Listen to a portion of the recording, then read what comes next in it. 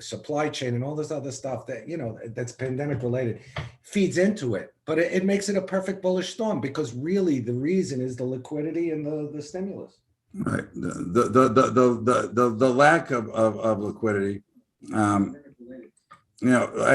just to answer your quick question, no, you never close it until it reverses. It's a 1 day event, and it can't be getting clobbered that bad. I mean, the VXX was up. It was up to 3 cents. Trust me, it'll be fine. Again, I thought it was interesting that the VIX was up with the markets at new highs. Yeah, but this is a little elevated. There's some option buying going on. They were kind of shabby today. Okay, yeah, but it doesn't matter. I mean, oh, look who's here. Well, how you feeling, honey? Connie's in the hospital as well. That's another story, but we'll get to that. And so, look, at the end of the day, the markets will do what the markets are going to do. And it's your job to be with them, whichever way they're going, and not trying to tell them or predict which way they should go.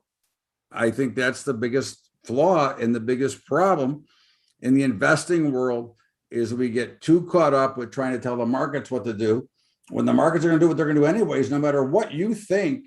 Okay, listen, there's a lot of reasons to believe that we could be going a lot lower.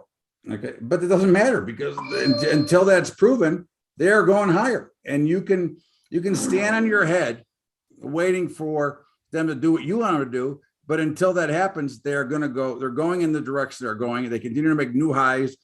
It doesn't matter why. That's all we know is that new highs are coming. And that's until that. All that matters is that the buyers are more aggressive than sellers right now in the stock market, and that's all that matters. That's and right. The crowd makes this wise decision, and the crowd is what determines the trend, and that's why we trade with trends, because we believe in the crowd psychology. It's the bottom line. Right. Exactly. So, all right. So you had your bitch. Anything else you would like to input or share today, my friends? No, I mean, I still can't believe, I like picture myself that the administration asked OPEC again. Sometimes the best thing to say in situations is nothing. In negotiations, when you're in a meeting, when you're with a lot of people, sometimes the best thing to see is to sit back and watch how things develop, and make your decisions, and not necessarily share them. And but the administration, they are terrible poker players. They are the worst poker players in the world, because if I could almost hear the laughing from Moscow and Riyadh each time they open their mouth and say, oh, we would like you to increase output. Yeah. I mean, that's a reason to lower output for these people. They know they have us.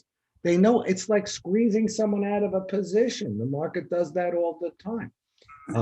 When the markets get too overloaded on one side or the other, they can squeeze. The Russia, Putin and Prince Salman, Crown Prince Salman, they're in a position where they could squeeze the U.S. and China at the same time. I mean, how great a position! And the rewards are incredible with oil over $80 a barrel. I mean, Saudis are making a fortune. Putin is making a fortune. That part of the world is doing very, very well. Why should they do us a favor or do the Chinese a favor? Now, they might decide to do China a favor if they really want to screw the US, but opening your mouth and asking them to increase production is insane. It's an insane strategy. Well, by insane people.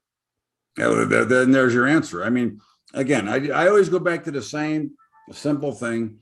At what cost do you want to do this whole thing? And in my opinion, the cost that they're going at it about is ridiculous.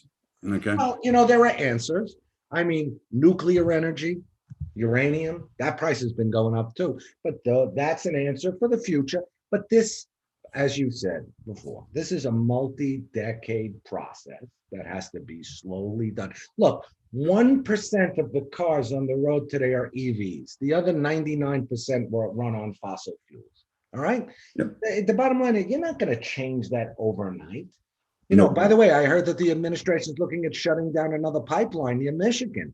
That's only going to send oil over $100 a barrel. Like It's going over 100 anyways, but yes. no. Just it'll say, of course, it's going over 100. It might be going even much higher, but that is going to accelerate the ascent. These are symbolic moves. So far, what have we done this year? We've shut down Keystone. We eliminated jobs. We banned fracking and drilling in Alaska, which is oil rich. We're putting all these new regulations on the oil companies. No one is exploring for oil. No one. They could be crazy to. I mean, why should they do it? It's going against policy. So you're not going to be a winner in that. So why should we expect anything different? But in Washington D.C., they live in a bubble, and you've said it before. You've said it before. The air and the water in this country are the cleanest on earth. I mean, I can attest to that. I've been everywhere. Yes, they are, and they listen. They live in the same bubble as the bean trader used to live in on Wall Street. Yeah, it might be a little bit cleaner up in Finland, Switzerland, or in up in Scandinavia, in northern Scandinavia, where it's it's not populated, or in Greenland or Iceland. Okay, I grant that, but you don't have the population levels that you have here. But go to Brazil, go to Russia, go to China, go to India, go to anywhere in Asia, go to anywhere in Europe, other than maybe Switzerland or Scandinavia. We're pretty clean here. I mean, we're very clean here. Yeah, I agree.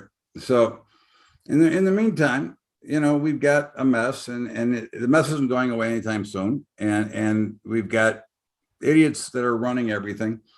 Okay. And they have no clue. I mean, again, it's one thing if you have common sense and you make a logical decision based on facts. Okay.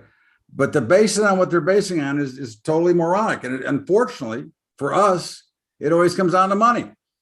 Just like Elon Musk. What do you think of his tweet? And he made a lot of good points in that tweet, by the way. Did you read that? Yeah, I did. Look, he's a consensus guy. He buys into the model, and the whole he puts out his tweet. Should I sell a percentage of my Tesla stock to pay my taxes? And look, you got that kind of money, you should be selling stock every day, just like Bezos, just like Gates. These guys sell stock every day to liquefy. They have so much stock. Of course, he's going to sell his stock. When the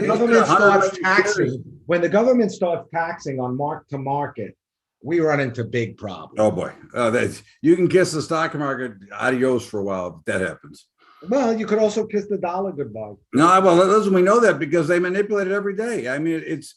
Well, I'm saying the dollar. I'm saying all fiat currencies, you could kiss them goodbye, because the stock market might continue to go up with that selling, but the value of your portfolio, when you translate it back to dollar terms, is going down, even when the stock market's going up. Look at the chart of the S&P 500 in Bitcoin. It's very telling. Isn't it the way they want it though? Isn't it, isn't it the goal to get? Well, the less we have, the more control they have. And a global currency. It's ugly. And global tax rates, global minimum tax rates. Oh yeah, boy, exciting. Anyways, so as we look at the dollar, my friend, and of course we are now short dollars. But again, it's not something that we trade actively. It is just really still basically in the same range. We just reverse trend from long to short. It's 33.50. Okay, I mean 93.50 to 94.50 would be the same levels I would be giving it. Yeah, made a marginal new high last week. No big deal there. It's not going to run away on the up or the downside this time. No, it never no. does. It never does. But hey, compare all of these currencies, and the dollar index is all of the major currencies. Compare it to everything else, and the bottom line, then the story unfolds. They're all losing value. Right. Exactly, because the central banking system around the globe is there to stick it to you and me. That's what it comes down. You can say whatever you want. That's what it comes down to. Well, it's there. It's there for the governments to retain control of the purse strings, right? And that's what it is. So to expand or contract the money supply at their whim, is done to propel a political agenda. And that's what it's done. That's how it's set up to be done. And that's how they use it. You think that, hey, by the way, one thing I wanted to say is that I think now you're 50-50 on Powell. I was 70-30 that he would be replaced. Now I'm 50-50 because I think the election results gave the moderates a little bit more power. And the only thing I think is that if he wants to buy them off, the progressives, we get them to agree to a lower budget package, he might offer up Powell's head for Brainard. But right now, I think it's 50-50.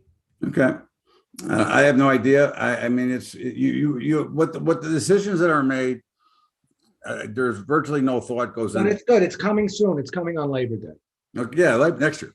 Of course, the term's over in February, I think, correct? No, it's coming in Labor Day. Anyways, as we talked about before. By the way, did you watch that video I sent you? I did. I've been watching a lot of those videos this weekend. But Bitcoin, look, the more they try to push it away, the more they try to regulate it, the more they try to get their fingers into it, it goes higher. And look, we're going to test. You got the exchange, the CME is coming out December 6th with Ether micros.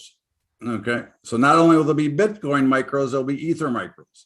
Right. And again, from 30,000 feet, you look at these things and you say, what is it telling us? It's telling us one thing very simple.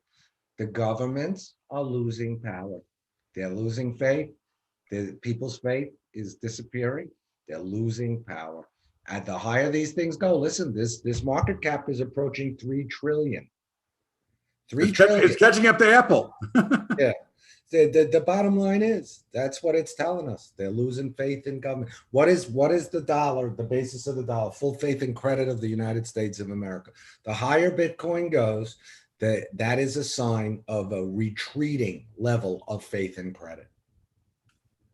And I also, listen, I've said this since the beginning. This is really a currency of the libertarian who do not want intervention by anybody. Okay. So we'll see. But right now, it continued to pop, and I still stand with the same stance. If you're going to invest in these outside markets with the private wallets and all that stuff, no problem. But whatever you put in there, just be prepared that it could go to zero. Okay. That's the only warning I give you. Okay. I have no problem if you buy a stock, okay, that at least your overall money is guaranteed. But I'm still, listen, I'm involved, but I'm not involved in a heavy level. And I always have the concern when we get involved in these unregulated exchanges, not markets, but exchanges that always give me a little bit of heartburn thinking about it.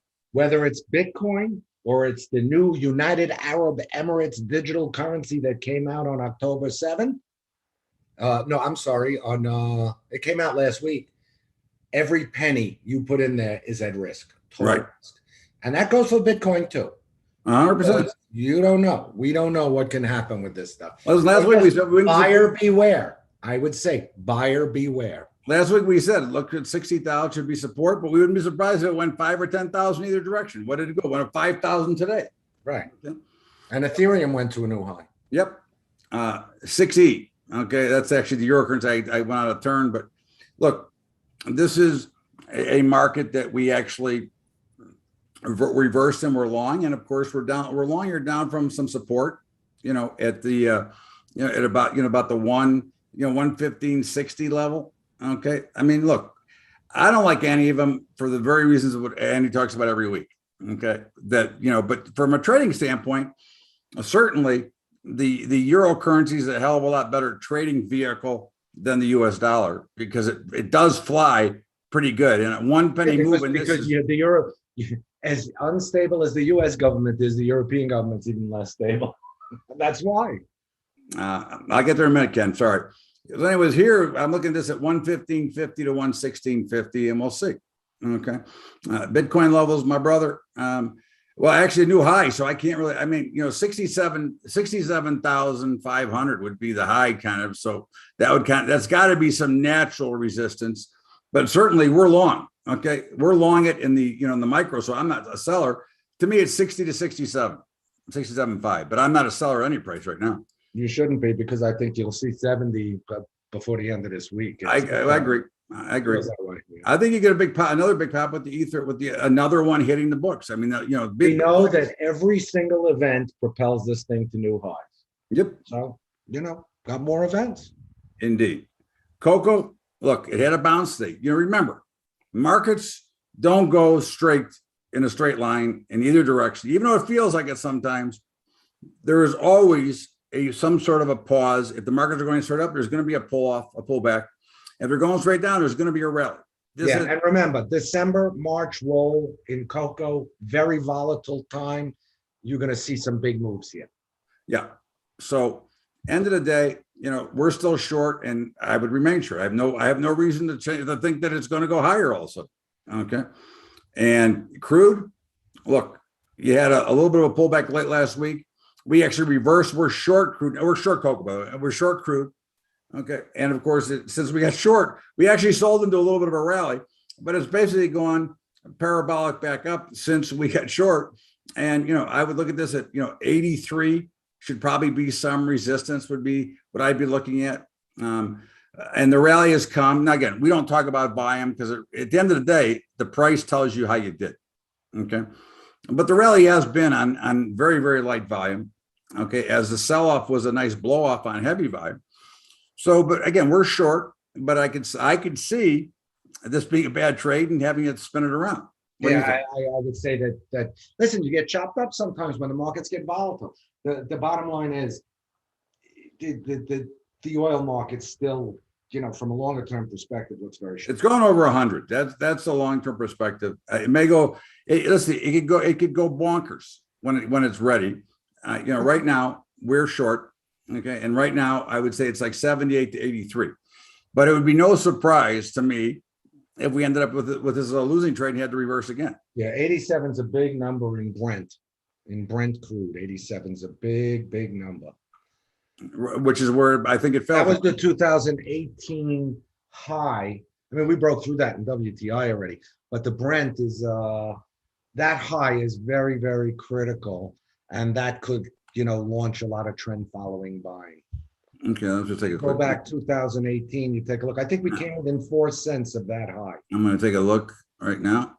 Okay, let's just see where we're at. And of course, here's where Gotta go back. Andy's talking about is back in here. Right. What was that high? 86.47. I think it's higher than that. Could be. Well, back here in 14, it was 116. Oh yeah. But that's the gateway. The 2018 high is the gateway. I know we came within 4 cents of it. That's a technical level that could look. That gets triggered. We'll close our short and be Yeah, 86. It got to 84. It got to 86.72. Yeah, on my charts, I think it was 86.74 was that high. Okay. In 2018. So it came within a couple of cents. And the bottom line is it backed off. Okay. I don't think we're done. 78 to 83 for now, and we'll see. Look, it doesn't mean we cannot make money to the short side, but all it means is that Andy and I both believe, because of the political environment, because of what's going on, because we don't have any control. Okay. We have no control over our oil anymore. We are totally dependent. And again, if anybody does, if you're old enough to remember the late 70s, okay, when we had our first oil crunch, okay, you'll know what's in store for the future. Because I will tell you this: if we turn back on the Keystone Pipeline and we started drilling again in Alaska, oil would be $40, right? Like overnight. And inflation would not be. It does take the elevator to the downside. Yeah. I mean, this is the ignorance of what's going on. Okay, just to talk about. Let me ask you a question. Yeah. So isn't climate change a worldwide problem? So whether we drill or whether they drill over there in Russia or in Saudi Arabia, doesn't it? I mean, isn't it the same? Andy, you know what I've said almost every week. We are 3.5. The United States is 3.5% of the world's population. Okay, we are the wart on their ass. Okay, that what we do is not going to have a dramatic climate for the entire world. And China not at all. No, And China and India will never stop using coal But until we also support the world as the biggest exporter of corn and soybeans, and which is basis for a lot of food, and the energy plays into that. So we are, we're also the wealthiest nation for now. Where the government's doing everything to end that. well, they want UBI, baby. I'm telling you, I've said it all along. They want UBI. They're doing it in Chicago. I want to kill myself. I can't take it anymore. Okay. It's like, The only thing is, China's got this new policy called collective wealth. So that's why they stepped on Jack Ma's head, and that's why the only superstar. There's only room for one superstar in China, and that's President Xi. And the U.S. government would love to see that kind of thing here. I know. With the policies we're seeing. Cotton, well, cotton still is going to the moon. And we're still long cotton. And look, it came right down to some real solid support. Okay. And 115 is a pretty good level. Okay. It's pretty wild. It's been having some pretty big ranges daily. And there's no resistance in sight until 120. Okay. Yeah, I could see cotton 10 cents either side of this price. If you're in cotton, just be prepared for volatility. No, yeah, oh boy. And gold, now here we are. We're approaching great. What was your number? 1839. 18, mine's 1833. To me, 1840 gets you 1950. I agree. So here we are, okay, trying to push up once again. Okay. Looks great. Now, it's every time recently it has failed, but notice the key ingredient is that there has been higher lows. Okay. And the support levels have continued to hold. And I would suggest that the new support in gold is now 1800. Okay. Oh, yeah. So here we're going to go, we'll use your number, 18 to 1840. Okay. Would be the levels I'd be watching. We're long. Yeah, and by the way, and I wouldn't be surprised to see them come in, because what the MO has been is, you have these days, it crawls up, and then all of a sudden you're down 25 or 30 bucks. Yep. So that's what the gold market's been doing. But Bubba's right to pick 1800, because you got a $25 down day tomorrow. We're hugging 1800 again, which has been a pivot point since June.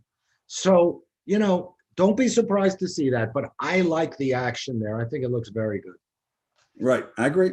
Listen, I'm in complete agreement with you here. I think. Listen, and I am the farthest from a gold bug. I'll show you my hate mail I get, but I do own gold. At all, but I like the action. No, I love the action. I think it looks great. Look, it's coming to a key. I wrote for Kitco this morning. It's coming to a key level. Okay. And so as is silver and platinum. And if we can get through it, who knows?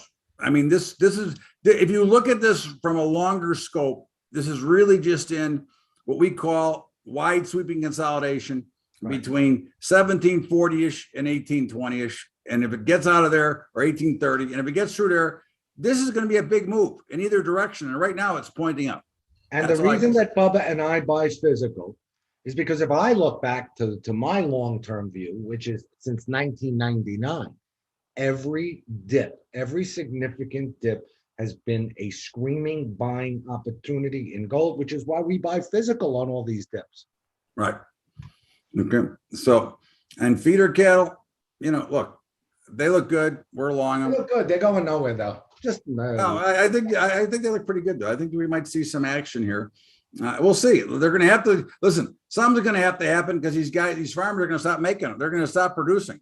Because I mean, you gotta watch the corn with the feeders. Corn's been pretty steady, and the feeders have been pretty steady. You get a big move in corn, it's gonna make a contrary move in the feeders. Usually, yeah. And of course, hogs were long now, and they look okay. Look, they made what I would look at this as almost a W type bottom. Okay, again, listen, is it the bottom? Listen, even when they were dropping, Bubba, you were saying, and I agreed with you, that hogs, even at 70 cents, that's a high price for post-peak season. Right. That's a high price. Last day we've seen this thing go to 40 cents, 45 cents. I remember 35 cents December hogs. Yeah. No, these are strong prices for the pork market. So, and remember, all of these people who raise these animals, every cost is going up. Feed prices, energy prices, transportation price. Everything is more expensive. So the animal prices have to be more, or they'll just go out of business, and then they'll even be higher. Right. Right. Okay. You get smaller portions, so you say the same price. Anyways, copper, which we are short, and it came right down to pretty solid support. You can see I marked it before, a long time ago, and this was support, and it is popping again right now. We're going to be long that again soon, I'm sure. And right now, I'm looking at 430 to 450 ish. We're short. We'll see what happens again. Yeah, I think 445 to 450. The systems will probably reverse. I mean, we don't know. We'll find out when it happens. But listen, infrastructure, all of this stuff, the fact that there's not enough copper around, it all bodes well for copper over the coming years. But right now we're short, and that's fine. I'm comfortable being short because I know copper goes to 550. I'm going to pick up at least 80 cents of that move. Right. A lot of heifers going to feedlots instead of being kept for replacements. How do you like that? Yep. That's my man. That's my man from Alabama. Anyways, and he got 2 sons in the military too. Big boy. Bless. How are they doing? Anyways, coffee open higher, got creamed late in the day. Look, at the end of the day, it's still an uptrend. This is a bucking bronco like no other. 210 to 215. I mean, $2 to 250. By the way, this thing is. And he says $3. It's holding so well. It really is. Listen, could it all of a sudden nosedive to 180, 170? Absolutely. This is coffee. It's a wild market, but the consolidation is pretty good here. Pretty good for the coffee market. Right. I agree. And that frost in Brazil back in July, it killed a lot of coffee. It killed a lot of those trees. So that's big.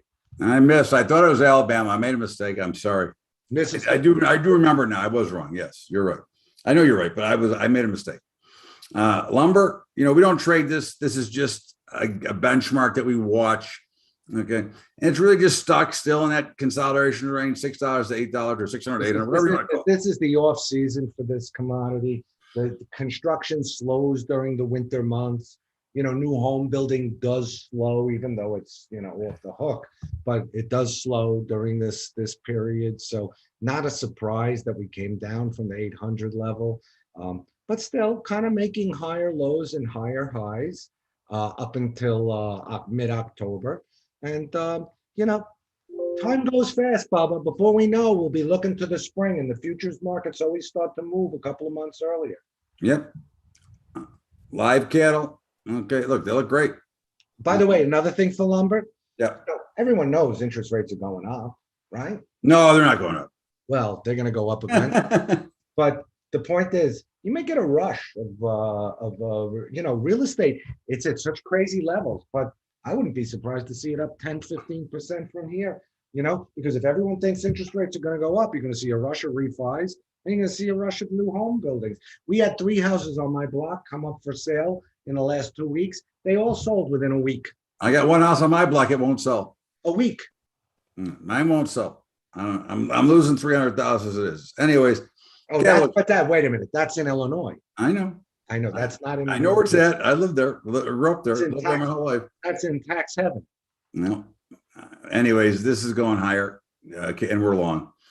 Net gas, interesting action. It's kind of just stuck in a range. Kind of wait. I think it's waiting for a weather event. What do you think? It's waiting for weather. Listen, you're coming up to the end. In the next week or two, the injection season is going to end. Stocks are below last year's level. Europe and Asia still have shortages. Hey, we're starting the winter at a very high base level. Do I think we're going to see a price above 650? Yes, I do. I'm going to follow the trends in this thing. This is not an investing commodity. This is purely trading. And when you trade this, you need a plan and you need to stick to that plan. Just like Bubba said, this is the commodity. This is the commodity that I have seen more people get carried out in. Don't be a statistic. This is the commodity that people say, oh, this is a good level to get long or short. And then they let that short-term trade turn into an investment position and they get decimated. So vigilance and discipline in natural gas. I think, again, to me, the way I look at this, it's going to make a huge move. Oh, huge. I mean, you can see the setup right now. It's narrowing into this nose here. To me, if 535 better hold, and if 535 holds, I think you'll go get back well over $6. So we'll see. Well, to me, I'll tell you this. I could see $10 before $4 in this commodity based on U.S. energy policy. And I'm not taking that bet either. Right. Based on U.S. energy policy. Because we get a cold winter here, folks.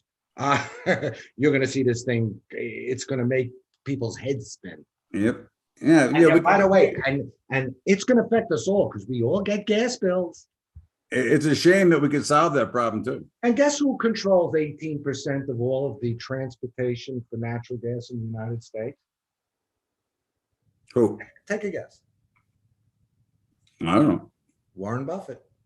Oh, okay. I was thinking about 18% of all U.S. pipeline and transmission assets, and he had 8%, but he bought another 10% when the price was 144 in June 2020.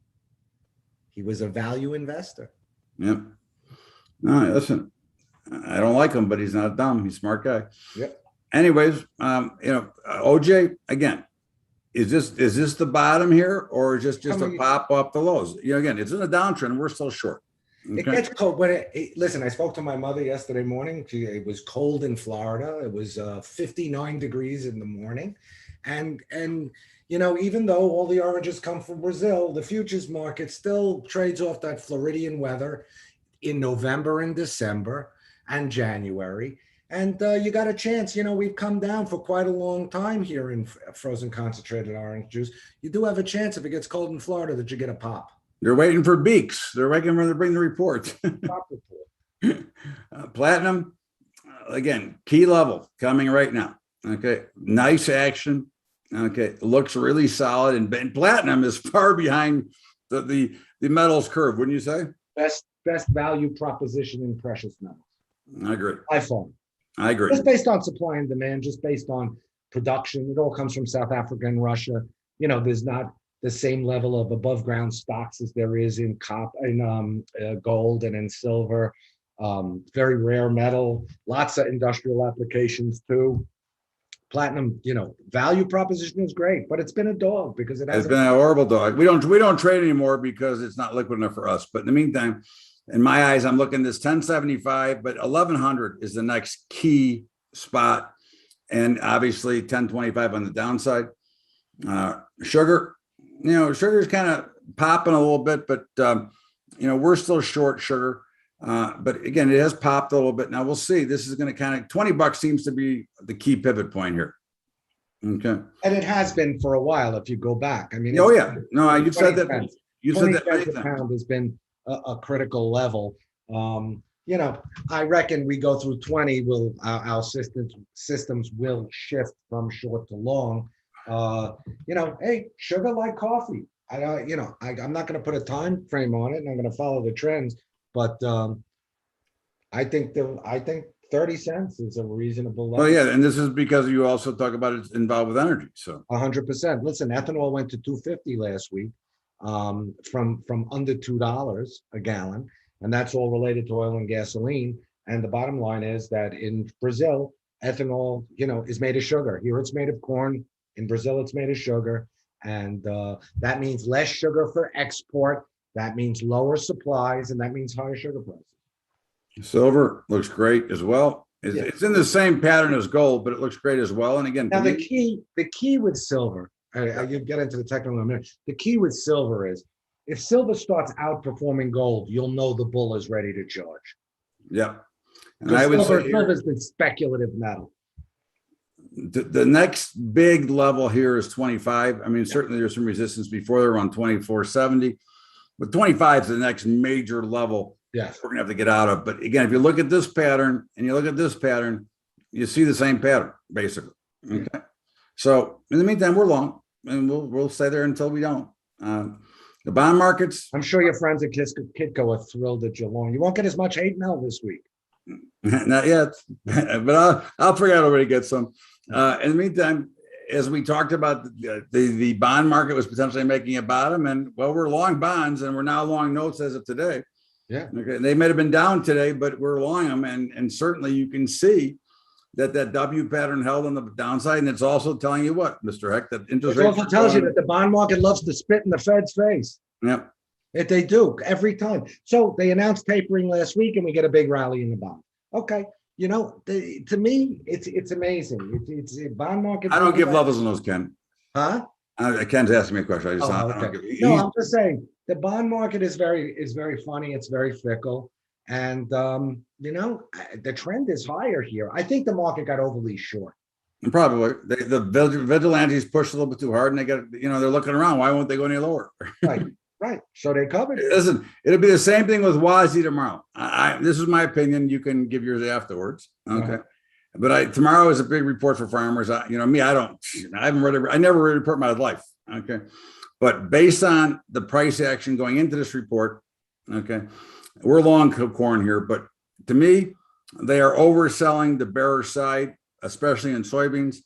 And to me, if this report is not really bearish tomorrow, they're going straight up. That's my opinion. Agree 100%. I was going to say that. I think that, we have to remember the time of the year. First of all, this is not a big WASD report. This is kind of like a look back.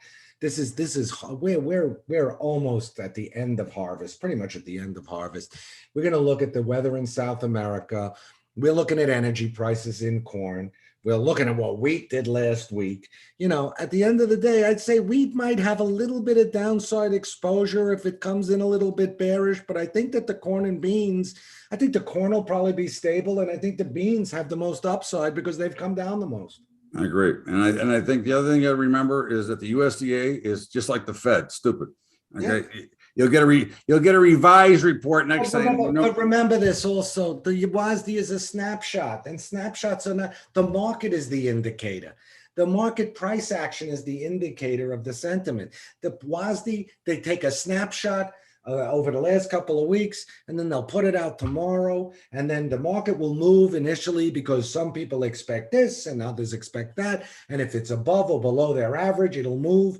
But at the end of the day, follow the market prices. They're more. The market is a scorekeeper, and soybeans get caught. Now this is pretty scary in the soybean market. Okay, I mean this is violated every course on the way down. And as I said, if they don't come out with a really bearish report tomorrow, these things could go up limit tomorrow. Absolutely. Okay. I mean, we're short, which is obviously we're happy that they're down, but I'd be very leery. I would not be selling more going into tomorrow's report. You're right. I did not give you those. And I always give those. Hold on. I got to go back because I forgot.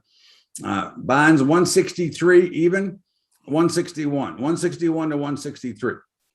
Okay. No, sorry, Ken. Good job. At least you don't call me a jackass like Connie. And so soybeans, this is, again, we're short, but certainly if I were to do anything tomorrow, I'd be buying. Just, again, I may send out a text. I'm going to buy. We'll see. We'll see what it looks like tomorrow. But they're certainly pricing in some really bearish activity. And I don't know how this is typically how it ends. Okay. When they're all short and they're looking at each other and they're not going down anymore. And then you start to get the short covering rally. So we'll see. We continue to be long, but wheat's come down too. Okay. Again, wheat is the best looking of all. And certainly probably 760 is some support. Okay. It's 70 to $8 would be my look at this. Okay. But to me, again, I go back to the anticipation, the pricing into the market of these markets. They have too much, in my opinion, overpriced what is going to happen. Now I could be wrong, but we'll see. We'll all know tomorrow.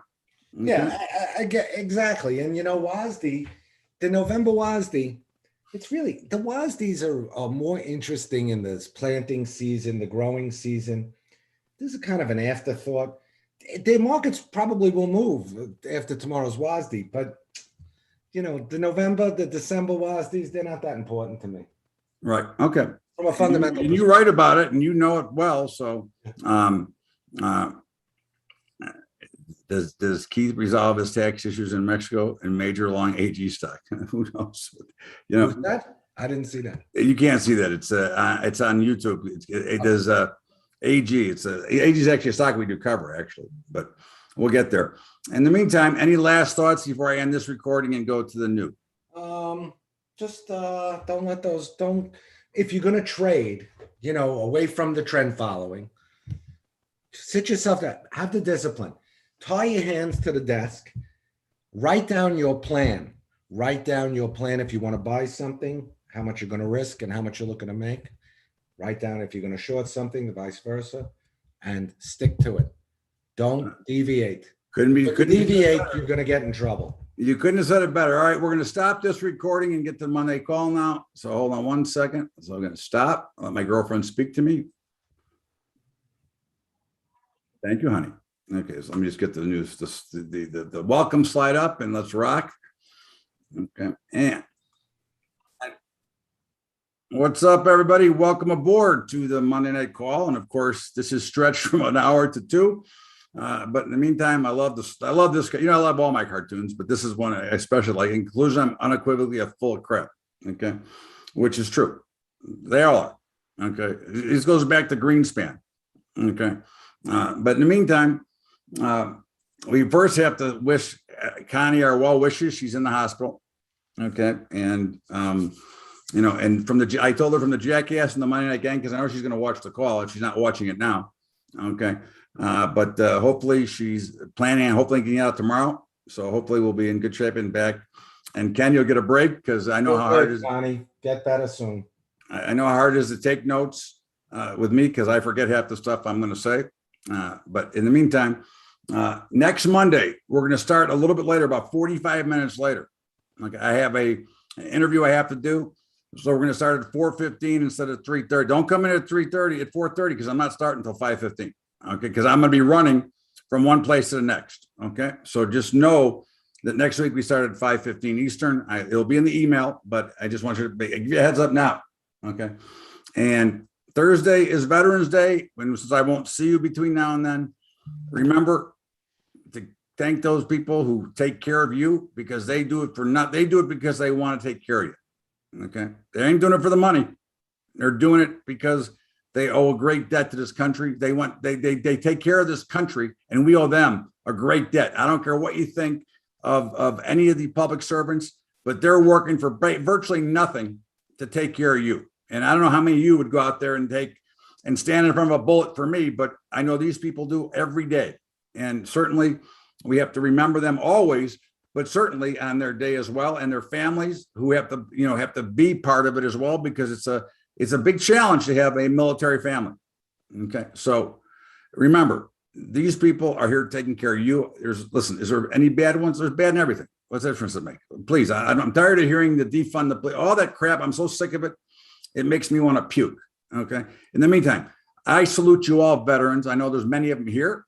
Okay. And I thank you from the bottom of my heart for allowing me to do what I do. Because if it wasn't for you, I would be probably in a communist regime somewhere. So thank you. I agree. Thank you. In the meantime, my thoughts. So, Chicago homicide, that's where I'm from, right? Chicago homicide crisis worsens. And this idiot Lightfoot, she don't do anything. Now, this is again, only a warning sign. Okay. But you talk about warnings in the world and in the country. Okay. They're everywhere. I mean, they're from the shoplifting. If you don't steal more than 1,000, they can't charge you. Okay. Are you kidding me? And by the way, thank God New York City look, I don't care about his political party. They elected a police captain to be the mayor. And I love it. He's got a lot of more left ideas. That's fine. First of all, the guy who was there before set the bar so low that, he's going to be successful. But this guy's a law and order guy, and I'm all for that. And hey, but there's two mayors, Miami and New York, who are taking their salary in Bitcoin. What does that tell you? I know. How about that? Okay. I might soon, but I'm old, so I don't know that I'll make it that far. But yeah, the appeals court blocks Biden's vaccine mandate. I mean, again, I'm not sure. Honestly, I don't have the answer. I don't have any clue of what is right and what is wrong. I'm vaccinated. That's all I know. Okay. But obviously there are many people who have beliefs the other way, and I don't know what is right or wrong. Okay. So I'm just saying that the appeals court blocked it. I don't know what's going to happen from here. I'm sure it's going to be continued fighting, but in the meantime, they can't use those mandates. Now, I'm sure some companies are using them anyways. We'll see. Okay. And of course, Wharton School of Business analyzes Biden's lies on what this whole package is going to cost. He keeps telling us it's going to cost us nothing. Okay. And I say it's going to cost us everything. What do you say? I say it's going to cost us a lot because interest rates are going to go up a lot and financing all the money they're spending is going to cost a fortune. But hey, listen, I don't think Biden's lying. I just don't think he doesn't know what he's saying. No, but so the puppet, the ventriloquist behind him is lying. How's that? Yeah, that's fine. Is that better? Yeah, that's better. Okay. I think he just gets up there and rambles and, Well, listen, Hey, man. He's done that for 50 years. He's mumbles, we call him. Anyways, our investors are wrong to worry about China. And I think you should always be worried about China. Okay. I think China has a plan, and their plan does not include us in our current capacity. What say you, my brother? I say that China, listen, identifying value in dollar terms in the US stock market is very difficult. So it's not a surprise that some investors like Munger and some others are now nibbling at Chinese stocks because, hey, listen, companies like Baidu, companies like Alibaba, they make a lot of money and the value proposition is compelling. Should we worry about China? Absolutely. Eyes wide open. You got to look at what, is going on here. But should we worry about China? We should absolutely worry about China. You better worry about everybody right now because we have systematically given up every bit of power we had in this world. So, and believe me, China loves what we're doing. Naturally, they're laughing at it too. They're having a good time. Yeah. Okay. I'd love to have a wire on those on Russia and China right now and see what they're saying. Yeah.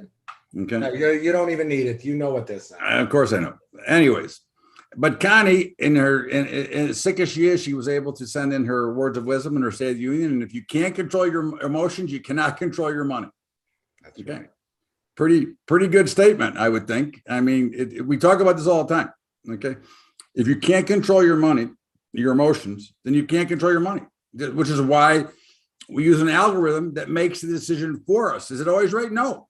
But as I said, I thought we were going to start to make a move in the positive direction and start to make some new highs. And we now see in the 3A new highs, the 7A new highs, and in one of the newer futures portfolios is making new highs. And I think that we're all going to make new highs before they go down and have a dramatic drawdown.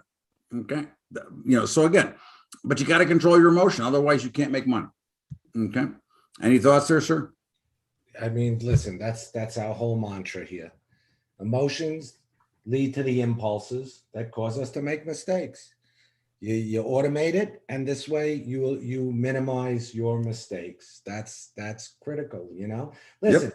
Emotions, we all have emotions, but it's very hard to eliminate them from our entire life, and we shouldn't eliminate them from our entire life. But when it comes to our finances, they're very dangerous. When it comes to your finance, you have to eliminate them because you will burn yourself. Yeah. If you don't.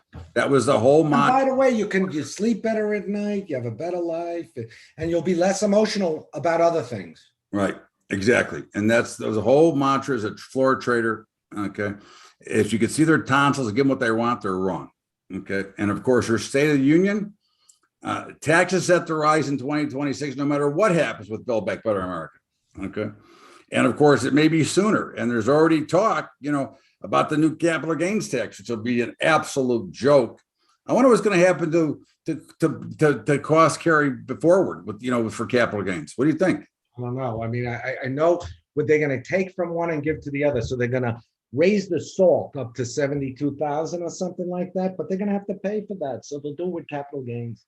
And as we said, and by the way, I don't care what he says about $400,000. I don't care what he says about right, because they'll drop to zero soon, right? It's trickle down, baby. Only the bad trickles down, though. And of course, I've been bitching for over an hour, but I get one more, and this is my official bitch. And it is, how can Americans continue to ignore the loss of freedom and the rights? I don't get it. I mean, I can see, I do a podcast every Sunday. Do you know that I had to fight with YouTube yesterday to get it back on? Okay, because They took it off because they didn't like some things I said in there. Okay. I mean, this is becoming ridiculous. They're controlling everything that I can't say anything. Okay. They control it. Every week there's a block on the title that I use. Are you kidding me? Okay. And you think that it's nothing. And we just continue to get chipped away piece by piece, from the knocking off of conservatives off of Facebook and Twitter to everything else. What are your thoughts there, sir? Because this really gets my blood boiling. Keep talking for a minute, because I want to read you something I'm looking for here that I read. Okay. I mean, this is a joke. Say it all. I can't take it, what I see going on here. Okay. It's unbelievable that they continue, and nobody says anything. Nobody cares. Move your podcast to DWC. I will. Believe me. We're working on things. Okay. Yeah, absolutely. All right. Let me find this, because this is no worries. This will say it all. Okay. And I quote, people think Fox News is just about indoctrinating right wingers, but it's also about conditioning Democrats on what to run away from. Framing racial injustice as, quote, controversial is key to delaying the protection of voting rights in others until it's too late. We should never indulge it. Who do you think said that, tweeted that this morning?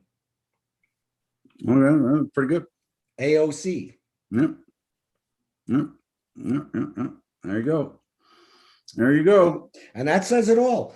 So in other words, we should shut down Fox News. That's right. And you know what? Let me tell you something.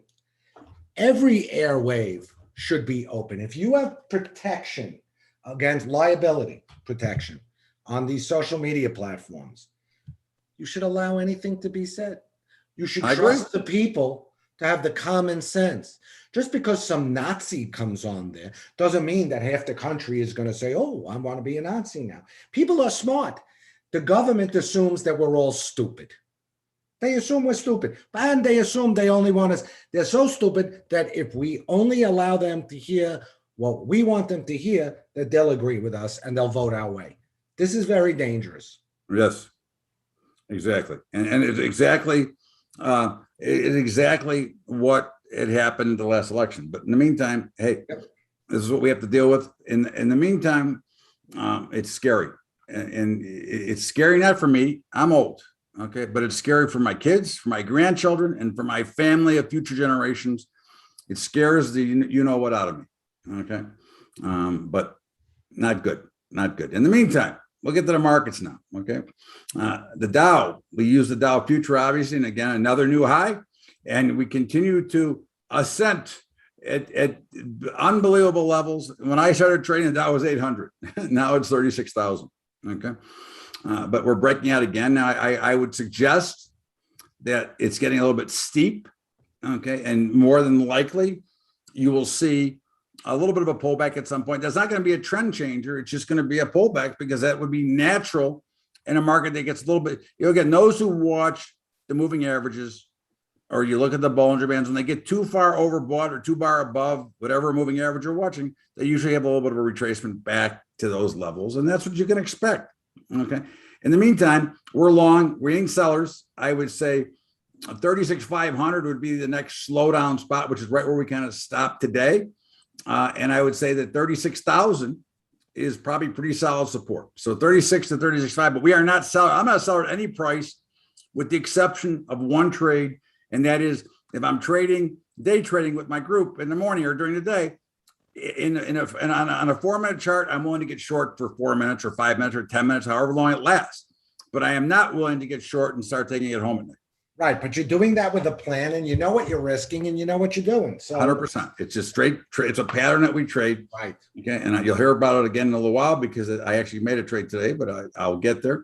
In the meantime, the S&P Echo Sierra, again, same thing. It's going to the moon. Now, at some point, we know there'll be a sell-off, but again, it's not our job to predict when that sell-off comes. It is our job to continue to benefit from the trend that it is making. Okay. And again, this is a little bit steep, and I would say probably 47.10 or something like that's probably some sort of resistance. 46.50 is probably support, and certainly for now we're long. So I would only be looking to be a buyer. I don't sell, a position until the algorithm changes. It's kind of amazing to think that the S&P 500 was below 2,200 in March 2020, isn't it? It is, isn't it? Yeah. The Dow is at 18,000. Yeah. Okay. I mean, unbelievable.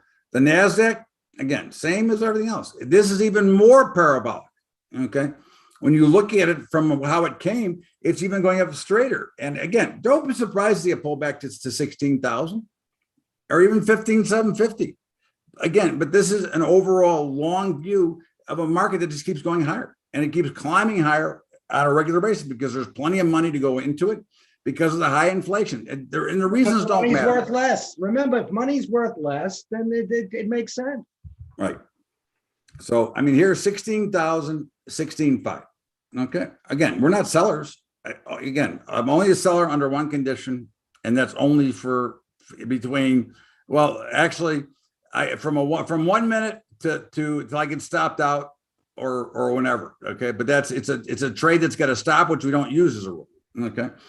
And of course, the Russell finally, after all that time stuck in consolidation, bang, there it is. Okay. And we said 2 weeks ago that we expected a huge move out of this. We didn't know which way. And sure enough, here this is up. Now, okay, it's probably going to have a little bit of a sell-off. I mean, I would suggest that it's probably going to come back into this trajectory. Okay. But again, remember, they don't go straight up. They don't go straight down. There's going to be something in between. But for now, 2460 appears to be the first level of resistance, which we are not sellers. And I would suggest that probably 2400 would be a spot that I'd be looking to add in. Okay. So, keep that in mind as you look at it. But I see nothing here tells me this is going lower. It only tells me that it's going higher. Okay. And the VIX, the regular VIX popped though, but they were interesting. Okay. The VIX was higher. Now, if you remember one thing though, okay, the VIX is what? The VIX is an indicator of options that are being bought to open versus being sold to open. Now, we don't know that wasn't call buying. It probably wasn't, because typically call buying is always the number one strategy. Okay. But we don't know what the other side of that call buying is, right? Synthetic puts can be created from buying calls. Short the stock and buy the put, that's a synthetic put. All right. But we'll assume that there's probably some more put buying going on, because the number one true bullish strategy is put selling. Okay. So that may have slowed. Again, nobody knows why, but interesting that in a market that was trying to rally all day, the VIX was kind of higher. They try to full sell the VIX as a fear index. The fear indexes are the bonds and the dollar. The VIX, all it is implied volatility, folks. So when there are buyers of options, the VIX goes up. When there's sellers of options, the VIX goes down. So, Bubba's characterization is correct. The selling seems to have dried up a little bit, and there's a little bit more buying than selling, and that's why the VIX is popping a little bit. Okay, yeah, it's late in London, baby. You got to go to bed, man. I know. Anyways, so let me just read this message. To honor veterans and military, call the White House, your senators, your congressmen, tell them you're angry with Biden's dishonorable discharge, the brave patriotic military who will not submit to the tyranny of vaccine mandates. Disgusting. I agree. Okay, I saw the other night there were a couple of young ladies who left West Point because of it. Very patriotic young ladies. I have a special affinity for West Point. My brother was there for a while. And the people who go there really want to serve. And, they talked a lot about there's a lot of political indoctrination going on in the military academies now, kind of this woke kind of indoctrination. And they left. They walked out. It kind of broke my heart for these kids. And the last comment, the revolution or civil war is coming if the course isn't changed, 100%. Okay. I've said that for forever, because again, you cannot keep stripping people of their freedom and their money at the same time. And you also cannot allow people to walk into businesses and take up to $1,000 worth of goods. Right. At some point, the owners of these stores are going to just start shooting. That's going to happen. Right. Exactly. Anyways, You know, and you're right. Listen, you're 100% right. Okay. That's why I got a gun. I would never get a gun. That's why I got trained. That's why I got a gun, because I fear for what's going on around me. Okay. I mean, again, I live in a pretty good neighborhood in both places. I'm more afraid in Chicago than I am here. Okay. But at the end of the day, last summer, whatever it was, the summer that they went to Kenosha, they actually got within 3 miles of my house. Okay. And that couple in St. Louis that defended their own property got sent to jail. How's that? yeah. Okay. I got a flamethrower. You got a what? Flamethrower. Okay, that's good. That'll help. Anyways, Apple, which we are, of course, still long, and it's kind of doing what we thought it would do. It's kind of consolidating now. It's between 150 and 154. Look, we're long. It looks like it wants to go higher. And again, certainly it got up a little bit too fast. So you're seeing a little bit of a retracement. That's natural trading in our market. Okay. It should hold 150 if it's going to continue in its uptrend. And we would say 150 to 154 for today, which is also a narrowing range for Apple, which means that a bigger move is coming once again. And, we are in, it doesn't mean it has to come, but we are in the most bullish time of the year. Okay. The December, the Santa Claus rally, baby. Go ahead, sir. Yeah, exactly. I mean, listen, I just went, I had an iPhone 8 and I just went, my wife and I went and I exchanged them. I got the 13 and I think a lot of people are doing that, and that's just going to bolster their earnings. Exactly. Okay. I mean, it's common. I don't usually give levels of the VIX, but because you asked so nicely, I will. 15 to 18. Okay. 15 to 18. All right. Anyways, AMD AG, which is a new one we just put in. Okay. And it is popping, with silver. Okay. It's a minor, right? First Majestic. Okay. And it's popping nicely, which is another good sign, would you say? Yes. And again, I make this comment all the time. I'll say it again. With the miners, whether it's gold or silver, they are turbocharged. They act like leveraged ETFs. But what I like about them is they don't suffer from time decay. Look, they're going to outperform on the upside. They're going to underperform on the downside, but they're not going to decay like a leveraged ETF that uses options to create the gearing. So this is a great kind of play for, those who are bullish on silver. And if you're following the trends, you're bullish on silver right now. Colonel, and by the way, if you see that last Q&A, that last question there? Yeah. That was a Colonel. I appreciate it. I got it. That's a 30-year vet, or 20, I think 28 actually. But Dostoevsky, Crime and Punishment. okay. And I'm talking about the one in the Q&A, not in the chat. Oh, sorry. Only you can see that, and me. Oh, okay. Okay. Yeah, that's right. That's a 28 or 30-year veteran, retired military colonel. Okay. And that's pretty good. That's very true. Okay. Very true. But listen, I agree with that 100%, because lives are lost when people don't follow orders. And I get that 100%. My dad was a military guy. I get it. And I was raised like that. And he was also a law enforcement guy. But, I do, my heart did go out a little bit to these young ladies who left West Point because they just didn't want to follow the ideology that's being taught there now. So that was what my comment came from. Okay. Anyways, AG, I would be a buyer at 1350. Okay. It's 14 is going to be some resistance, but I think at 1350, you can get through 14, it could really run. I mean, this has been as low as $5 at some point, and it's been as high as up much higher. So I'd be a buyer at 1350. I'd have no problem as long as silver continues to perform. AMD, Alpha Michael Delta, which we are long. Okay. And I did say that I would comment on this when we got here. I did take a small short position today. Now I'm long it, but I took an option position just as a short, in addition to what we already do. Okay. Just to, try to play the blow off. Okay. Because to me, this is a blow off on a daily basis. It got up to 154 or something like that, or 155. What was that? 153.60 on its way back down, when it looked to me that it was turning based on the short-term chart. Again, it's just a trade, and if it's wrong, I'll be out tomorrow. Any idea why that happened? I mean, what did they find, some chips? I think they're probably more of a short squeeze and more chasing up of the chips. I mean, Nvidia is flying today too. So maybe they found some chips in the basement. In the meantime, we're long. And right now, 140 should be support, and there is no resistance, except you could just say 154 for now, but that's not resistance. And I mean, that's remember, just- chips, the whole semiconductor shortage, chips are a commodity. No difference than corn, soybeans, wheat, gold, any of that. Chips are a commodity.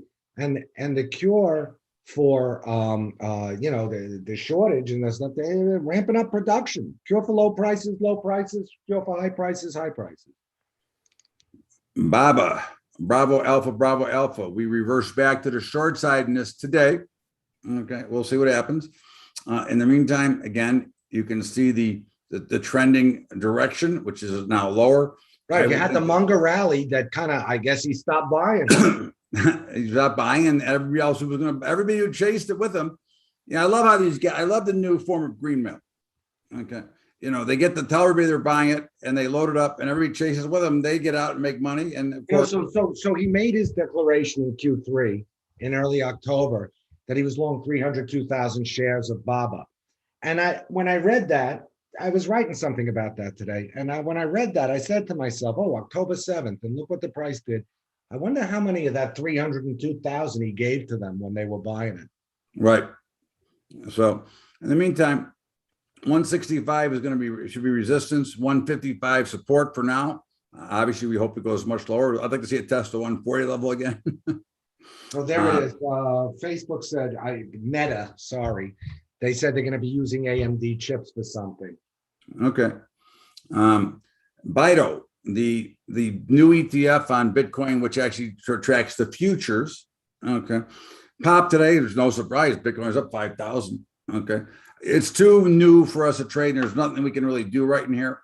Okay. You could have bought it down here if you wanted to be. Again, these futures ETFs are much bigger challenge. And I'm still trying to debate how to bring this up and talk about these things, because there's a lot of things that go on in the futures market that Annie will tell you about, backwardation, content, going through all the other things. And very rarely are any of these ETFs really priced properly because they don't account for all this maneuverability. I mean, the biggest problem with the ETF that I see is that Bitcoin trades 24/7. This thing is open when the stock market's open. So, you're going to miss a lot of action in this thing, and it's going to gap all over the place.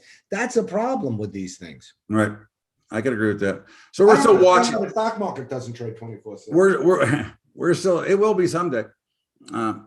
Pretty soon we're going to have daily expirations. The options market will be like the what are those options called? Binary. Every day. Binaries, yeah. They're flipping coins for money. Exactly. In the meantime, BitQ, which we do follow and we have tracked, and I do own it. Okay, continues to charge. Now this gap higher should probably come back. I mean, we're going to expect at some point a pullback. Okay, and what you're looking for now, to me, if I was not in, okay, I'd be looking for 30. Yeah. The gaps on these things that are Bitcoin related, again, they're a mirage to me. Listen, I'm a big, when it comes to a lot of the commodities, when it comes to gaps can be important. In this stuff, it's a little bit dicey because in the underlying, there is no gap because it's always trading. Right. So you're right. Yeah. So in the meantime, again, you could look at 32, but to me, it's 30, and this is an all-time new high in this. So there's nothing. Yeah. I'm not selling it. First of all, I'm not selling it anyways. Okay, just like I'm not selling my gold, my silver, my physical gold, silver, and platinum, and I'm not selling the cryptocurrency I own right now. This one is Bitcoin clam chowder, right? This is actual future. This one is Bitcoin clam chowder, right? This has got Mara in it. Yeah, Riot, Mara. Right, it's got about 100 different Coinbase, things. all of this stuff. But we've been telling you to buy, and we had levels every week. And again, look, it's not. I told you so. It's just now you got to watch. You got to watch the levels. But we are long the Bitcoin in the futures market in our portfolios. And of course, we've been touting these for quite a while and looking for spots. And somebody said last week or 2 weeks ago that Riot was probably a buy down around 25 or 60. Let me ask you a question. Yeah. So why is it human nature? Maybe you can answer that. Why is it human nature that, someone who was interested in buying this, they're sitting there watching it. It goes up, it goes up, it goes up. They're waiting for it to come down. And then why do they finally pull the trigger on a day like today when it roofs? Why is that?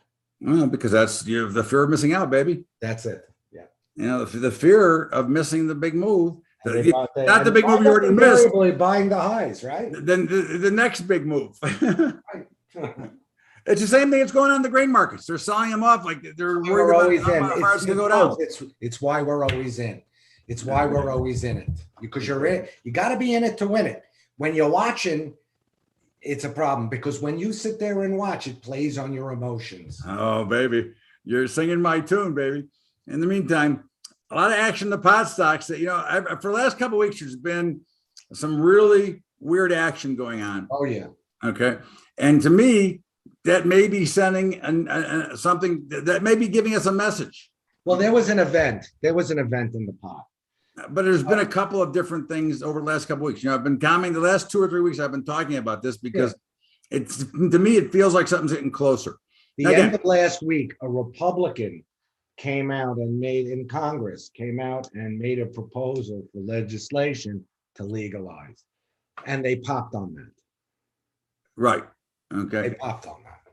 So legislation under consideration. Well, it's always again, to me, they're just being around this business for 44 years. To me, there's something more to this story, and we'll see how it plays out. In the meantime, we don't trade it except in one portfolio, and that one portfolio we are still shorted. We've been shorted since God knows how long, $18-19.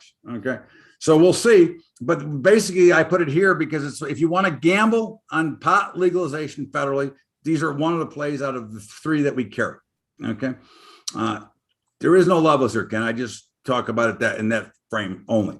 Chewy, which we are long, okay, and of course, Chewy has come off that bottom, and Andy and I are big believers. I'm happy we're long this stock. We're both users of it as well. Okay, so again, to me, you look at 80 is still the resistance point that it's got to break out of.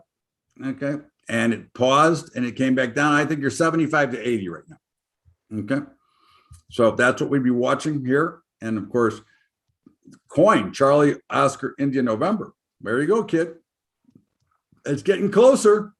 Salami slices. It's going to get back to your what was the high that day? 429. 428 was it? 429.54. Yeah, it's going there. Come on, eventually. And they got earnings tomorrow. Is that right? I mean, there's a lot of salami slices in this puppy. Oh, listen, they the bookies, man. You know that. They are the bookies. They really are the bookies. Eddie Murphy, you bookies, man. Okay. Meantime, this is probably some resistance. And again, remember, okay, now it does have earnings, so I have no idea what they're going to look like, but the trajectory is a little bit too steep. And a pullback to 330 would not be a surprise whatsoever. Okay. Actually, let me just look. I got to know for my own peace of mind right now. Charlie Oscar, in November. Okay, so the earnings are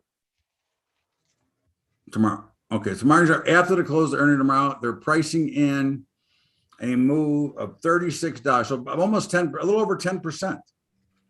Okay, it's a pretty good move. All right, 10%. They're expecting. 10%. By the way, 10%, right? So on a $30 stock, that's $3. It makes sense. This is a volatile stock. This is a very volatile asset class, right? Yeah, and don't be surprised. Okay, and don't be surprised here. I'm going to go back to 1 minute. Okay, here's the pricing. Here's the chain.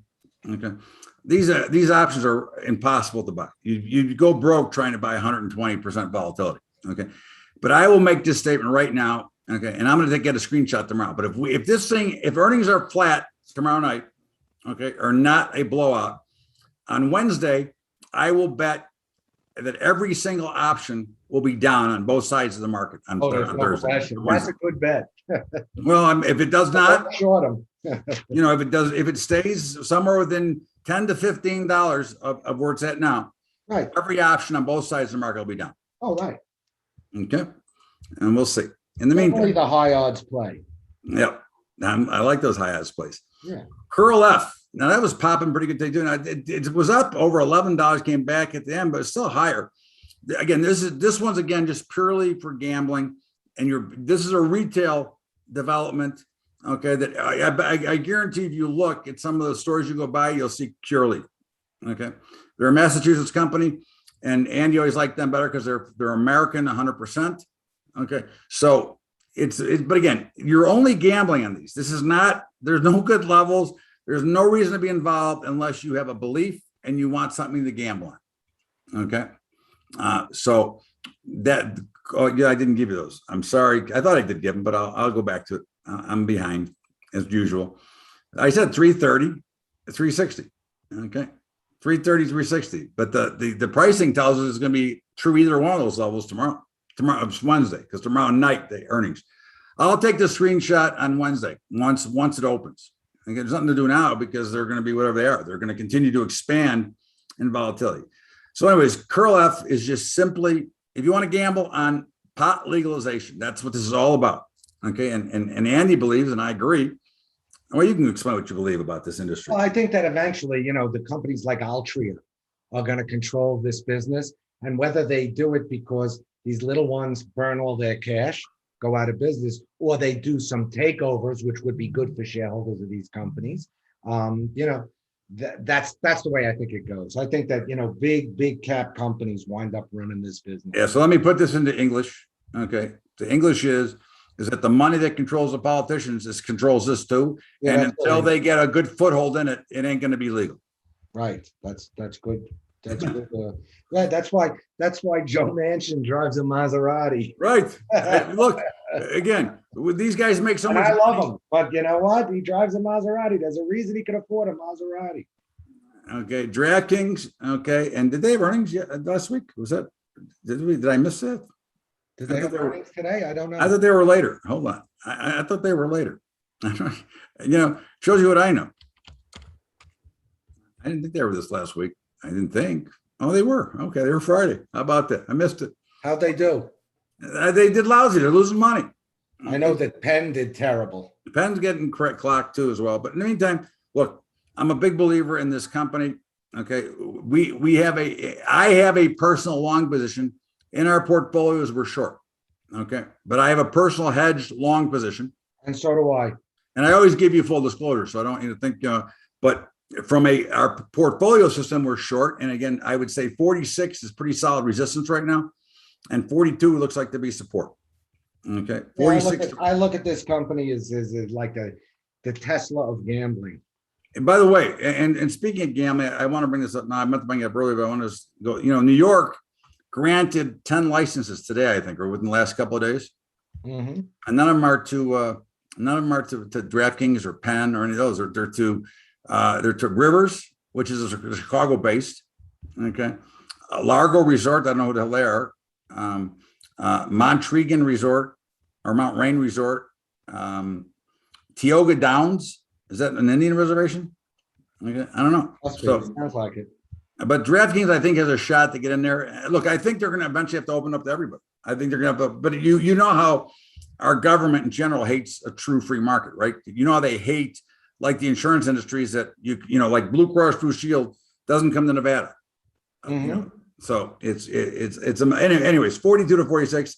But I believe that this industry, the gambling industry, is exploding, and I think it's only getting bigger. Okay, and I'm happy to be long this in my portfolio, and I never mind a short-term position, whether I have a long-term position or not. So in the meantime, 42 to 46. Foxtrot Alpha Sierra fast.